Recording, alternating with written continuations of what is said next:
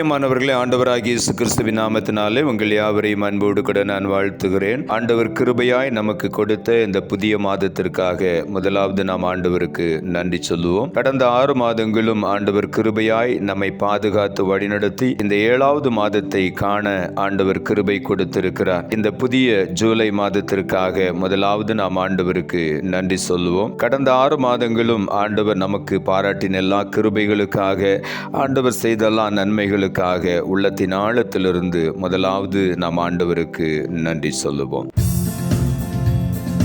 தேவனும் அடைக்கலமே, ஒரு பொல்லாப்பும் உன்னை சேருமோ, ஒரு வாதையும் உன் கூடாரத்தையே அணுகாமலே காத்திடுவார், ஒரு வாதையும் உன் கூடாரத்தையே அணுகாமலே காத்திடுவார். அவர் செட்டையின் கீழடைக்கலம் புகவே தம் சிறகுகளால் மூடுவார். அவர் செட்டையின் கீழடைக்கலம் புகவே தம் சிறகுகளால் மூடுவார்.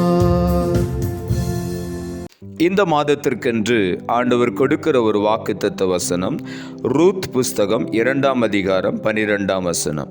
ரூத் 2:12. உன் செய்கைக்கு தக்க பலனை கர்த்தர் உனக்கு கட்டளையிடுவாராக.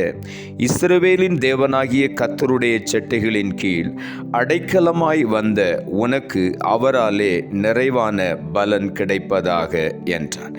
இந்த மாதத்திலே ஆண்டவர் நமக்கு சொல்லுகிற ஒரு காரியம், இஸ்ரவேலின் தேவனாகிய கர்த்தருடைய செட்டைகளின் கீழ் அடைக்கலமாய் வந்த ஒவ்வொருவருக்கும் இந்த மாதம் ஆண்டவர் நிறைவான பலனையும் ஆசீர்வாதத்தையும் கொடுப்பார்.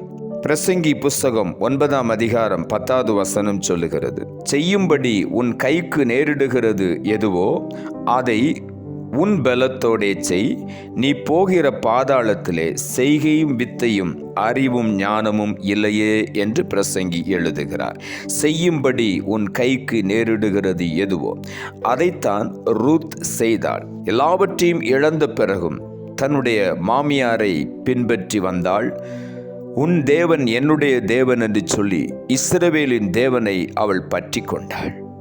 அவளுடைய இன்னொரு சகோதரி முத்தமிட்டு கடந்து போய்விட்டால் நமக்கு இந்த சம்பவம் நன்றாக தெரியும். ஆனால் ரூத், உம்முடைய தேவன் என்னுடைய தேவன், நான் உம்முடைய தேவனை பின்பற்றுவேன் என்று இஸ்ரவேலின் தேவனை பற்றி பிடித்து கொண்டு தன்னுடைய மாமியாருக்கு பின் சென்று வந்தாள். ஆகவே தான் போவாஸ் ரூத்தை பார்த்து இந்த வார்த்தையை சொல்லுகிறார், இஸ்ரவேலின் தேவனாகிய கர்த்தருடைய செட்டைகளின் கீழ் அடைக்கலமாய் வந்த உனக்கு அவராலே நிறைவான பலன் கிடைப்பதாக என்று சொன்னான். 1 சாமுவேலின் புஸ்தகம் 18ஆம் அதிகாரம் 14ஆம் வசனம் சொல்லுகிறது, தாவீது தன் செய்கைகளிலெல்லாம் புத்திமானாய் நடந்து கொண்டான், கர்த்தர் அவனோடே கூட இருந்தார். இங்கே ஆண்டவர் தாவீதை குறித்து சொல்லும் பொழுது தன் செய்கைகளிலெல்லாம் அவன் புத்திமானாய் நடந்தான். ஆகவே தான் கர்த்தர் அவனோடே கூட இருந்தார். நம்முடைய ஒவ்வொரு செய்கைகளையும் ஆண்டவர் கவனிக்கிறார். நம் கைக்கு நேரிடுகிறது எதுவோ அதை முழு பலத்தோடு ஆண்டவருக்காக நாம் செய்யும் பொழுது, மனுஷனுக்காக அல்ல, மனுஷனை பிரியப்படுத்துவதற்காக அல்ல, ஆண்டவருக்காக முழு மனதோடு நாம் செய்கிற ஒவ்வொரு செய்கைகளையும் ஆண்டவர் பார்க்கிறார், அதற்குரிய பலனை கொடுப்பார். ஆகவே தான் ரூத்துடைய வாழ்க்கையில் அந்த மேன்மையான நிறைவான பலனை அவள் பெற்றுக்கொண்டாள். தாவீதுடைய வாழ்க்கையிலும் அவன் செய்கிற காரியத்தில் எல்லாம் புத்திமானாய் இருந்து கர்த்தருக்கு பிரியமாய் நடந்தபடியினாலே கர்த்தர் அவனோடு கூடவே இருந்தார் என்று எழுதப்பட்டிருக்கிறது. இந்த ஜூலை மாதத்திலும் நாம் ஒவ்வொருவரோடும் கர்த்தர் கூட இருந்து பெரிய காரியங்களை செய்வார். கடந்த 6 மாதங்களும் நாம் அனுபவிக்காத நிறைவான ஆசீர்வாதத்தை, பலனை, கடந்த 6 மாதங்களும் நாம் நினைத்து கூட பார்க்க முடியாமல், நாம் எதிர்பார்த்தும் பெற்றுக்கொள்ள முடியாமல் தடைப்பட்ட எல்லா நன்மைகளையும் ஆண்டவர் கட்டளையிட்டு நம்மை நிறைவான பலனினால் நிரப்பப் போகிறார். மல்கியா தீர்க்கதரிசன புஸ்தகம் 4ஆம் அதிகாரம் 2ஆம் வசனம் சொல்லுகிறது, ஆனாலும் என் நாமத்துக்கு பயந்திருக்கிற உங்கள் மேல் நீதியின் சூரியன் உதிக்கும், அதன் செட்டைகளின் கீழ் ஆரோக்கியம் இருக்கும், நீங்கள் வெளியே புறப்பட்டு போய் கொழுத்த கன்றுகளைப் போல் வளருவீர்கள் என்று இந்த காலை வேளையில் ஆண்டவர் சொல்லுகிறார். இந்த மாதத்தில் நீங்கள் என் நாமத்துக்கு பயந்திருக்கிறபடியினால், என்னுடைய செட்டைகளின் கீழ் அடைக்கலமாய் வந்திருக்கிறபடியினால் உங்கள் மேல் நீதியின் சூரியன் உதிக்கும். ஆண்டவராகிய இயேசு கிறிஸ்து தான் நம்முடைய நீதியின் சூரியன். அவருடைய மகிமையின் பிரகாசம் நம்மேல் உதிக்கும். நம்மை ஆண்டவர் பிரகாசிக்க பண்ணுவார்.